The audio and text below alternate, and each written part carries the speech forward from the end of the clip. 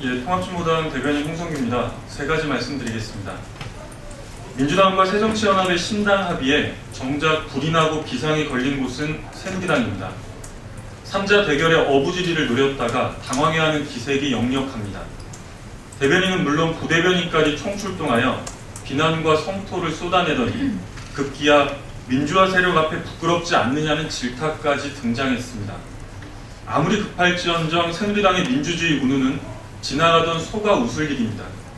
정권 찬탈, 헌정유린, 민주 파괴의 군사 쿠데타 후예들은 민주주의를 입에 올릴 자격이 없습니다. 민주주의를 지켜내고 박근혜 독재 정권을 심판하는 길에 야권의 연대와 통합은 바람직한 일입니다. 야권의 분열은 새누리당에게 반사 이익을 안겨줄 뿐입니다. 그러나 선거를 앞둔 정치공학적 합당에 그친다면 오히려 기대가 실망으로 변할 수 있습니다. 박근혜 정권의 공포정치에 주눅들어 야성을 잃은 채 대선 부정 진상규명도 국정원 개혁도 모두 놓쳐버린 무기력한 모습에서 벗어나 야당다운 모습을 되찾는 계기가 되기를 바랍니다. 진보당은 오직 노동자, 농민, 서민을 위한 진보정치의 한길을 당당하게 걷겠습니다. 벼랑 끝에 내몰린 민생을 살리기 위해서 싸울 것입니다. 가난 탓에 세상을 떠나면서도 집세를 잊지 않은 선량한 새 모녀의 죽음을 잊지 않을 것입니다. 독재의 부활을 저지하고 민주주의를 지키기 위해 싸우겠습니다. 진보 민주 개혁 세력의 단결을 실현하고 반박근혜 민주수호 전선을 더욱 단단하게 꾸려내기 위해서 온 힘을 다할 것입니다. 두 번째입니다. 송파구 새 모녀의 안타까운 죽음에 아직도 가슴 한구석이 저린데 참담한 소식이 잇따르고 있습니다. 동두천에서는 30대 주부가 4살 배기 아들을 안고 아파트에서 뛰어내렸고, 서울 강서구에서는 간암 투병 중이던 50대 부부가 함께 죽음을 택했습니다.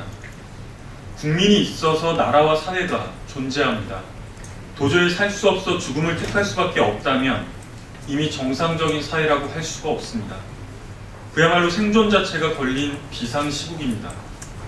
현행 사회보장제도 전반에 대하여 총체적인 점검이 필요합니다. 실제로 송파구 새 모녀의 경우 현행 법제도 하에서 아무것도 도움받을 수 없었을 것이라는 게 전문가들의 진단입니다. 1차 사회 안정망인 산재보험, 고용보험은 물론 기초생활수급 신청이나 긴급복지지원제도를 통한 지원도 쉽지 않았을 것이라고 합니다. 정말로 심각합니다. 복지제도가 가장 절실한 빈곤층이 오히려 사각지대에서 방치되고 있습니다. 이래서야 국민소득 4만 달러라는 휘황찬란한 구호가 무슨 의미가 있겠습니까? 작년 초 복지정책을 가장 일선에서 담당하던 사회복지사들이 과도한 업무 스트레스를 호소하며 잇따라 3명이나 숨졌던 것도 지난 일로만 치부해서는 안 될 것입니다. 다시는 이런 안타까운 죽음이 이어지지 않도록 정부 당국은 그야말로 특단의 대책을 시급하게 논의해야 합니다.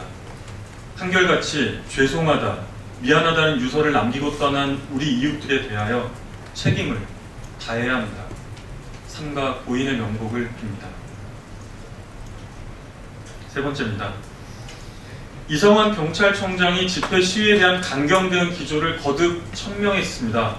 불법 시위로 간주하면 현장에서 적극적으로 연행할 것이며 국회의원 등 유력 인사들도 예외가 없다는 것입니다. 우리 국민에 대한 협박이자 그야말로 노골적인 공포정치입니다. 기본권을 보장한 헌법 따위는 안중에도 없다는 태도입니다. 이미 대한민국은 충분히 경찰 국가입니다. 차도는 물론 인도까지 거리 곳곳이 늘 경찰 병력에 장악되어 있습니다. 지금보다 더 어떻게 강경 대응을 하겠다는 것입니까? 설마 집회 시위의 자유를 아예 빼앗기라도 하겠다는 것입니까? 이성환 청장은 지난 25일 국민총파업 집회를 거론했습니다. 그러나 똑똑히 알아야 할 것은 당시 불법을 유도하고 저질렀던 당사자야말로 경찰이라는 사실입니다. 서울 광장에만 빼곡히 모인 4만여 명의 시민들에게 경찰은 인도로만 행진하라는 어처구니 없는 명령을 내렸습니다. 그마저 어쩔 수 없이 차도로 밀려난 대호가 있다는 이유를 들어서 몇백 미터 발걸음도 떼기 전에 인도 행진조차 저지했습니다. 가장 앞에 섰던 시민사회단체 대표자들의 얼굴을 정조준하여 최루에까지 마구 발사했습니다. 민중의 지팡이를 자처하는 경찰로서, 법에 의거하여 사회 질서를 유지한다는 경찰로서 도저히 있을 수 없는 만행이 박근혜 독재 정권 치하에서 일상화되고 있습니다. 민주노총 법률원은 이미 당시 상황에 대해서 엄중하게 법적인 책임을 묻겠다고 천명했습니다. 경찰이 섬겨야 할 것은 정권이 아니라 국민입니다. 이성환 총장은 박근혜 독재 정권에 부역하기 위한 강경 대응을 운운할 것이 아니라 국민의 기본권을 어떻게 잘 보장할 것인가 숙고해야 할 것입니다. 이상입니다.